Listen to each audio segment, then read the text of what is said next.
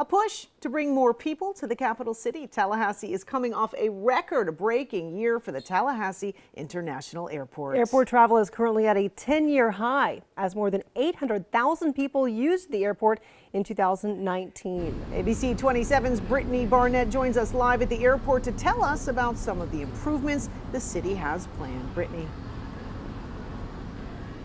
Well, Abby and Ava, the planning phase for the airport improvements is taking off. Now, city leaders tell me that in 2020, they hope to bring in more airline servers right here to the airport. And I've talked to multiple people today who tell me that more flight options is high on their wish list for this year.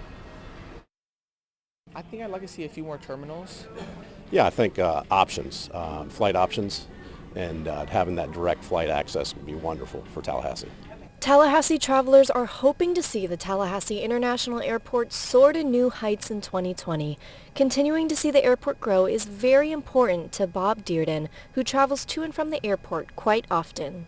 It's vital, I think, both for tourists visiting the capital city, as well as business folks in Tallahassee going to other cities to conduct business. It's critical to Tallahassee's success. This past year, the airport broke traveling records. According to the Tallahassee International Airport, more than 864,000 passengers used the airport in 2019. That's the highest amount of passenger traffic TIA has had since 2008. Staff at the airport say there are roughly 22 flights that take off each and every day. Building on the progress made last year is a priority for city leaders. We have placed a primary emphasis on upgrading and renovating our international airport so that we can make it a more pleasant traveling experience. 2019 brought many improvements along with it. Some major projects completed were improvements to runways and enhancements to waiting areas and ticket areas. City leaders don't plan on stopping anytime soon.